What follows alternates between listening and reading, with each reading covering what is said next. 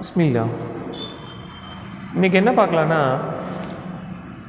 மருத்துவ ரீதியாக நம்முடைய மூளையினுடைய அமைப்பு, அதனுடைய செயல்பாடுகள், அதையெல்லாம் மருத்துவர்கள் ஆய்வு பண்ணியிருப்பாங்க இல்லையா, மருத்துவ ஆராய்ச்சியாளர்கள் இருக்காங்க இல்லையா, அவங்க என்ன பண்ணுவாங்க, உடலை முழுவதும் ஆய்வு பண்ணுவாங்க. அதே மாதிரி மூளையையும் ஆய்வு பண்ணுவாங்க. மூளை அப்படின்னா மொத்தமாக இருக்குன்னு நினச்சிப்போம் நம்ம. ஆனால் மருத்துவ ஆராய்ச்சியாளர்கள் என்ன பண்ணுவாங்க, மூளையினுடைய ஒவ்வொரு பகுதியுடைய செயல்பாட்டை தனித்தனியாக பிரித்து ஆய்வு பண்ணுவாங்க. இது 3 விதமாக பிரிக்கின்றது. முன்மூளை, நடுமூளை, பின்மூளை அப்படின்னு 3 விதமாக பிரிக்கின்றது. நம்மளுடைய ஆய்வுக்கு என்ன தேவை, நமக்கு முன்மூளையுடைய செயல்பாடு என்ன அப்படிங்கிறத நமக்கு தேவை. நம்ம அதில் டீப்பாக போக வேண்டியதில்லை, மொத்தமாக ஆய்வு பண்ண வேண்டியதில்லை. முன்மூளையுடைய செயல்பாடு மட்டும் என்ன அப்படிங்கிற நம்ம ஒரு ஷார்ட் வீடியோவை பார்த்துடலாம். முன்மூளையை என்ன சொல்லுவாங்கன்னா ஃப்ரண்டல் லோப் அப்படின்னு சொல்லுவாங்க. முன்மூளை, பெருமூளைன்னு சொல்லுவாங்க தமிழில். இந்த முன்மூளை என்ன பணிகை செய்கிறது, ஒவ்வொரு உறுப்பு ஒவ்வொரு பணி செய்யுது இல்லையா. நாவு சுவைக்குது, மூக்கு சுவாசிக்குது, கண்ணு பார்க்குது, காது கேட்குது. ஒரு மனித உடலுடைய ஒவ்வொரு உறுப்புகளும் ஒவ்வொரு விதமான பணியை செய்கின்றது. அதே போல் நம்முடைய மூளையும் நிறைய பணியை செய்கின்றது. முன்மூளை எது வரைக்கும் இருக்குன்னா, இங்கேருந்து புருவமத்திக்கு கீழ்ப்பகுதி வரைக்கும் இருக்கும். இது வரைக்கும் மூளை பகுதி தான். இதுக்கு இங்கே இருக்கிறது ஒரு லேயர் தான், ஒரு கெட்டியான ஒரு லேயர் தான். 3 அடுக்கு லேயர் சொல்லுவாங்க. மண்டை ஒரு இருக்கும், லேசாக சதை துண்டு இருக்கும், ஜவ்வு போன்ற அமைப்பு இருக்கும், திரவம் ஒன்று இருக்கும்.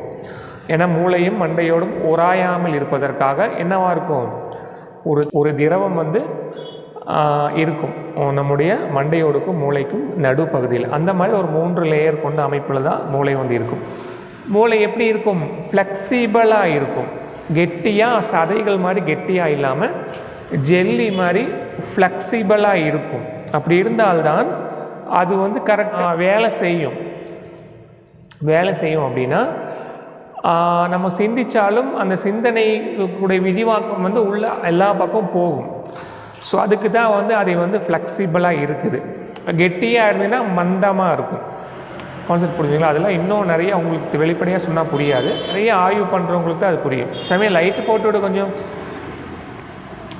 ஸோ நாம் முன்மூளை என்னென்ன பணிகளை செய்கின்றது, ஃப்ரண்டல் லாப் என்னென்ன வேலை செய்யுது அப்படிங்கிறத நம்ம பார்க்கலாம். ஃபஸ்ட்டு ஒரு மனிதனுடைய குணங்கள், அந்த குணங்களை முடிவு செய்கிறது அந்த முன்மூளை தான். அந்த ஒரு அமைப்பு தான், அதோடைய பணி தான் ஒரு மனிதனுடைய குணங்கள். இந்த மனிதனை எப்படி இருக்கணும், எந்த மாதிரியான ஒரு குணவாதியாக இருக்கணும் அப்படிங்கிறத அந்த முன்மூளை தான் அந்த செய்கையை சமிக்கையை தருகின்றது. இன்னொன்று யோசனை பண்ணுறது, நம்ம திங்க் பண்ணுறோம் இல்லையா, யோசனைகள் செய்கிறோம் இல்லையா, அதுக்கு எது ஒத்துழைக்குதுன்னா நம்மளுடைய முன்மூளை தான் ஒத்துழைக்குது. இன்னொன்று ஞாபகங்கள், நம்ம ஞாபகம் வச்சுக்கிறோம் இல்லையா, ஒரு விஷயத்தை ஞாபகம் வைத்து கொள்வதற்கும் நம்முடைய முன்மூளை தான் அது ஒத்துழைக்கின்றது. திட்டமிடுவது, ஒரு விஷயத்தை பிளான் பண்ணுறது, திட்டமிட்டு ஒரு செயலை செய்ய, திட்டமிட்டு படிக்கிறோம், திட்டமிட்டு ஒரு வியாபாரம் பண்ணுறோம், திட்டமிட்டு ஒரு கண்டுபிடிப்பு செய்கிறோம். ஸோ அதெல்லாம் இருக்கு இல்லையா, அது எது ஒத்துழைக்கணும், நம்முடைய முன்மூளை ஒத்துழைத்தால்தான் நாம் சரியான முறையில் ஒரு விஷயத்தை திட்டமிடுவோம், பிளான் பண்ணுவோம். கல்விக்காக இருந்தாலும் சரி, ஒரு பிஸ்னஸாக இருந்தாலும் சரி, ஒரு கண்டுபிடிப்பாக இருந்தாலும் சரி, ஒரு ஆர்கனைசேஷன் இருந்தாலும் சரி, என்னவாக இருந்தாலும் நம்ம திட்டமிடணும், ஒரு பிளான் பண்ணணும், நம்ம சிந்திக்கணும், இதில் என்ன நல்லது இருக்குது, என்ன கெட்டது இருக்குது. ஸோ இதெல்லாம் நம்ம திட்டமிடுறோம் இல்லையா, அதற்கு அந்த முன்மூளையுடைய செயல்பாடு தான் அது ஒத்துழைக்கின்றது திட்டமிடுறதுக்கு. இன்னொன்று ஆழ்ந்து சிந்திக்கிறது, ஒரு விஷயத்தை ஆழ்ந்து சிந்தனை செய்கிறோம். எந்த ஒரு விஷயமா இருந்தாலும் நம்ம அதோட நன்மை என்ன, தீமை என்ன அப்படிங்கிற ஆழ்ந்து சிந்திக்கக்கூடிய அந்த ஒரு திறனை எது தருது அப்படின்னா நம்மளுடைய ஃப்ரண்டல் லாப், முன்மூளை தான் தருகின்றது. இன்னொன்று சிக்கலான நேரங்களில் சரியான முடிவுகள் எடுப்பது. ஏதோ ஒரு விஷயம் சிக்கலாக இருக்குப்பா, எப்படி நம்ம முடிவு எடுக்கிறதுனே தெரியல அப்படிங்கிற ஒரு சூழ்நிலை வந்ததுனால் அதற்கு இந்த முன்மூளை தான் சமிக்கை தருது, எது சரி எது அப்படிங்க நமக்கு எடுத்து கொடுக்கும். ஏன்னா நிறைய பதிவுகள் நம்மளுடைய அனுபவத்தில் இருக்கும் இல்லையா, அந்த பதிவுகளை எல்லாம் ஆய்ந்து எது சரியானது அப்படின்னு எடுத்து கொடுக்குது இல்லையா, அந்த செயலை இந்த முன்மூளை தான் செய்கின்றது. என்ன செய்கின்றது, சிக்கலான நேரங்களில் சரியான முடிவுகள் எடுப்பதற்கு ஒத்துழைப்பது, அதில் அந்த திங்கிங்கை வந்து எடுத்து தருவது நம்மளுடைய முன்மூளை தான். ஸோ இது எல்லாமே சொல்கிறது வந்து மருத்துவ ஆராய்ச்சியாளர்கள், பல சயின்டிஸ்ட்டுகள் வந்து இந்த மூளையை பற்றி நியூரோ சயின்ஸுன்னு சொல்லுவாங்க. இந்த மாதிரியான ஒரு ஆராய்ச்சியினுடைய முடிவில் பல ஆராய்ச்சியாளர்கள் அவங்க ஆராய்ச்சி பண்ணி எடுத்து வச்ச முடிவை தான், உங்களுக்கு மருத்துவ ரீதியான ஆராய்ச்சி முடிவை தான் நான் உங்களுக்கு சொல்லிகிட்ருக்கேன். ஸோ முன்மூளை என்னென்ன வேலை செய்கின்றது?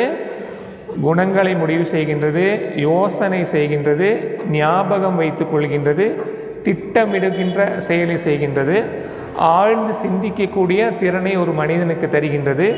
சிக்கலான நேரங்களில் என்ன செய்கிறது அப்படின்னு தெரியாமல் இருக்குது அப்படின்னா அது சரியான ஒரு சமிக்கையை வந்து நம்முடைய முன்மூளை தான் தருகின்றது. மனிதனுக்கு இத்தனை பணிகளையும் நம்முடைய முன்மூளை தான் செய்கின்றது. அப்போ நாம் இந்த முன்மூளை என்ன பண்ணணும்? நல்ல பெரிய பாறாங்கல்லாம் இருந்ததுன்னா எடுத்து வச்சு தேய்க்கணும் நல்லா. அப்படி தானே ஷியாக்கள்லாம் அப்படி தானே பண்ணுறாங்க. கர்பலால் கிடைச்ச மண்ணை எடுத்து வந்து பாறாங்கல் செஞ்சுட்டு ஒன்றா வச்சு தேய்ச்சிக்குவானுங்க, இல்லை வச்சு அந்த சுஜூதின் வச்சு அழுத்தி அழுத்தி மாங்காய் மடையர்களாக இருக்காங்க இல்லையா? ஸோ அந்த மாதிரி இருக்கக்கூடாது. அந்த மாதிரி அழுத்துனா இப்படி தான் இருப்பாங்க, மாங்காய் மடையார்களாக தான் இருப்பாங்க.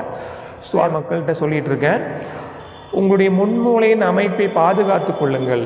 சுஜூதின் போதும் அது ரொம்ப வச்சு அழுத்தாதீங்க. சிறிது இடைவெளி விட்டு சுஜூது பண்ணுங்கள். அல்லது தலைப்பாகை கட்டுங்க, டர்பன் கட்டுங்க. தலைப்பாகை கட்டினீங்கன்னா முன்னேற்றி வந்து தரையில் படாது, சிறிது இடைவெளி கிடைக்கும். நபி ஸல்லல்லாஹு அலைஹி வஸல்லம் அவர்கள் காலத்தில், சஹாபாக்கள் காலத்தில் தலைப்பாகை தான் கட்டினார்கள். தலைப்பாகை என்பது நபியுடைய சுன்னத்து அப்படின்னு நான் சொல்கிறேன் இல்லையா? நபி ஸல்லல்லாஹு அலைஹி வஸல்லம் தலைப்பாகை தான் கட்டினாங்க. மோமீன்களின் முகங்களில் சுஜூதுடைய அடையாளம் இருக்கும், கருப்பு தழும்புகளெல்லாம் இருக்கும் அப்படின்னு நீங்கள் வெளிப்படையாக நினைத்து கொள்வது அது கருப்பு தழும்பு கிடையாது. குரானில் இந்த மாதிரி கருப்பு தழும்பு வர வேண்டும் அப்படின்னு ஆதாரம் கிடையாது. தொழுகையுடைய வழிகாட்டுதல் அல் குரானில் கிடையாது. அல் குரானில் சுஜூது ருக்கு அப்படிங்கிற ஒரு வழிகாட்டுதல் மட்டுமே இருக்கின்றது. நம்ம தொழுகை செய்யும்போது என்ன செய்ய வேண்டும்? நம்ம தலைப்பாகை கட்ட வேண்டும், அல்லது சிறிது இடைவெளி விட்டு சுஜூது செய்ய வேண்டும். சிரம் தாழ்த்தினாலே நாம் இறைவனை வணங்கக்கூடிய ஒரு முழுமையான நிலையை அடைந்து விடுகிறோம். ஸோ உலகம் முழுவதும் இந்த சமுதாயம் துன்பப்படுகின்றது என்றால் அதற்கு என்ன காரணம்? இந்த சமுதாயத்துக்கு மத்தியிலே சிந்திக்கக்கூடிய திறன் இல்லை, ஆழ்ந்து சிந்திக்கக்கூடிய திறன் இல்லை, திட்டமிடக்கூடிய திறன் இல்லை, ஒரு விஷயத்தை கண்டுபிடிக்கக்கூடிய திறன் வந்து இல்லை. அரேபியர்கள் இருக்காங்க. இப்போது அரேபியர்களுக்கு என்ன திட்டமிடுவாங்க?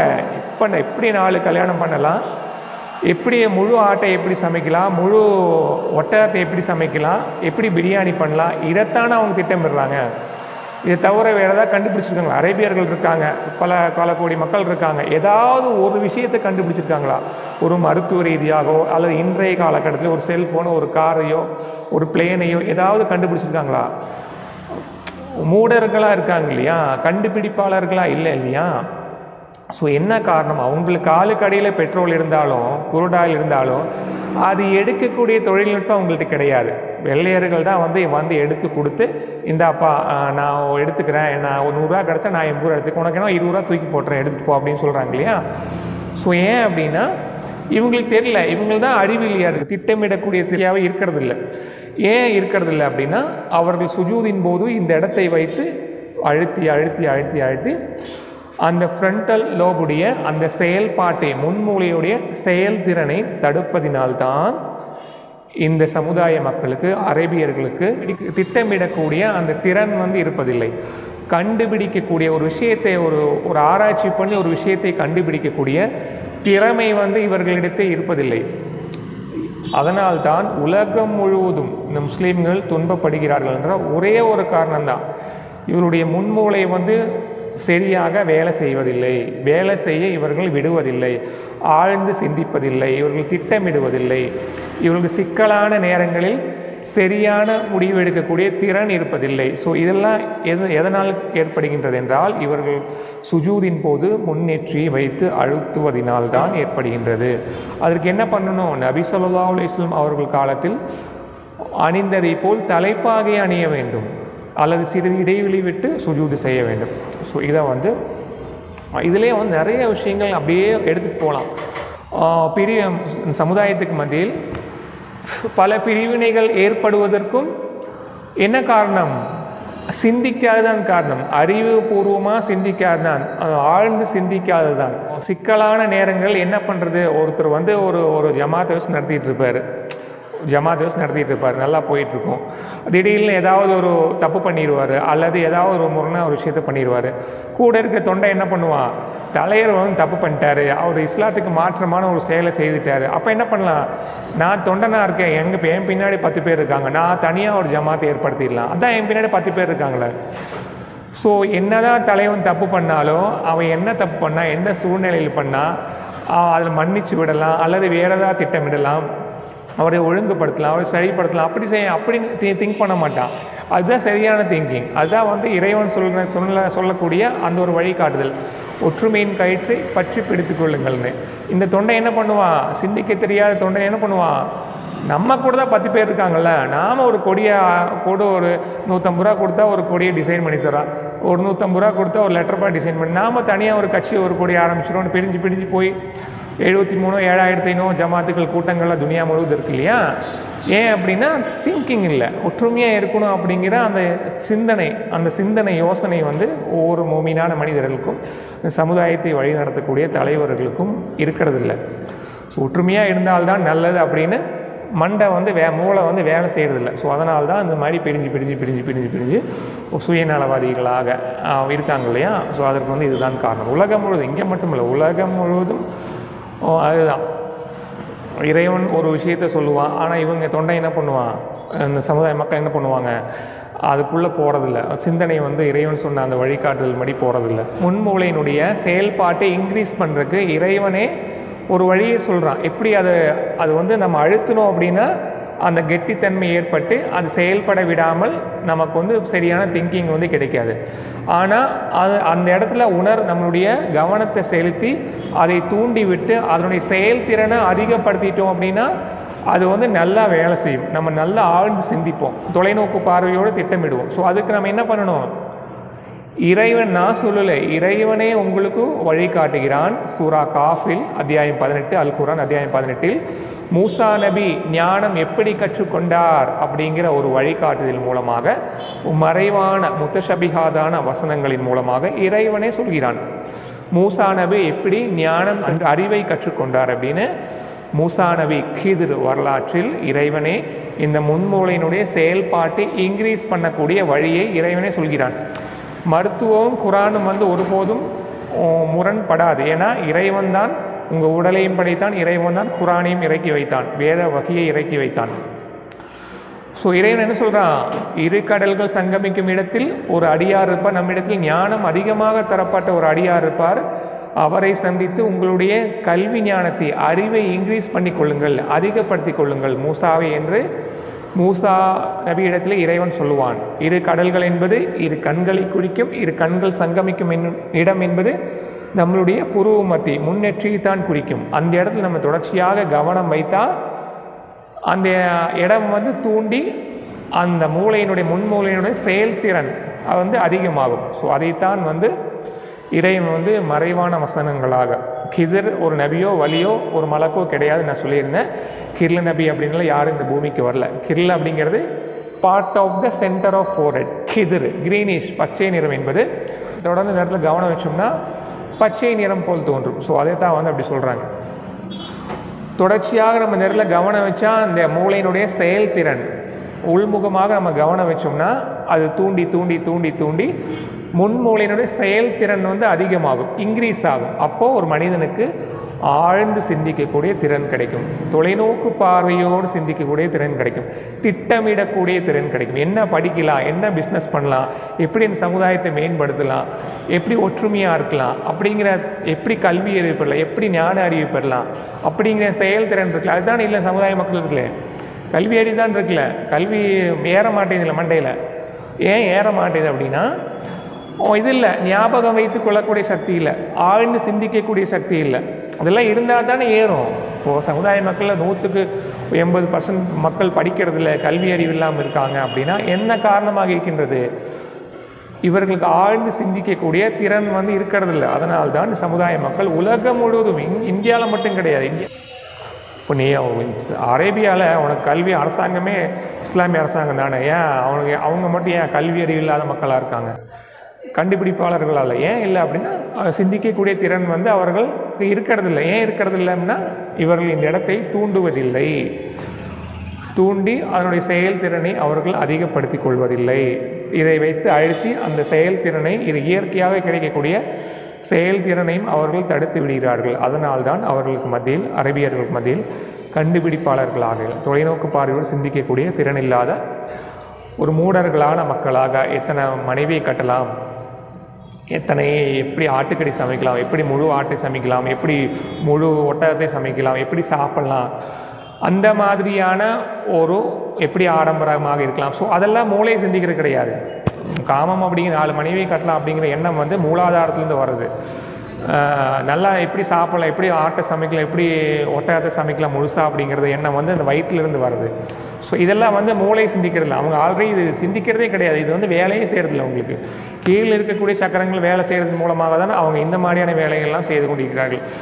ஸோ ஒரு நல்ல மனிதன், ஒரு மூமினான மனிதன், அவனுக்கு ஞான அறிவு எப்படி கிடைக்கும் என்றால், அவனுக்கு நன்மை தீமை பிரித்தறியக்கூடிய அறிவு எப்படி கிடைக்கும் என்றால், இறைவன் காட்டிய வழியில் 2 கடல்கள் சங்கமிக்கும் இடத்தில் நம்ம தொடர்ச்சியாக கவனம் வைத்து வாழ்ந்தோமையானால் அந்த இடத்துல பல மாற்றங்கள் ஏற்பட்டு அந்த மூளையினுடைய செயல்பாடுகள் தூண்டிவிடப்பட்டு நமக்கு ஆழ்ந்து சிந்திக்கக்கூடிய ஞான அறிவு வந்து கிடைக்கும். ஸோ இதை வந்து அல் குர்ஆனில் இறைவனை உங்களுக்கு மறைவாக சொல்லித் தருகிறான். ஸோ ஒவ்வொரு மூமினான மக்களும் என்ன பண்ணணும், இந்த ஒரு இறைவன் சொன்ன வழிகாட்டுதலில் நீங்கள் கடைபிடித்து வாழ வேண்டும். அதேபோல் நாம் தலைப்பாகை கட்டி தொழ வேண்டும். அல்ஹம்துலில்லாஹ். தலைப்பாகை கட்ட வாய்ப்பில்லாதவர்கள் சிடைவெளி விட்டு சுஜூது செய்ய வேண்டும்.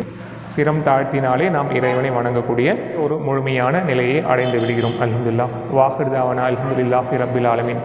அஸ்ஸலாமு அலைக்கும் வரஹ்மத்துல்லாஹ்.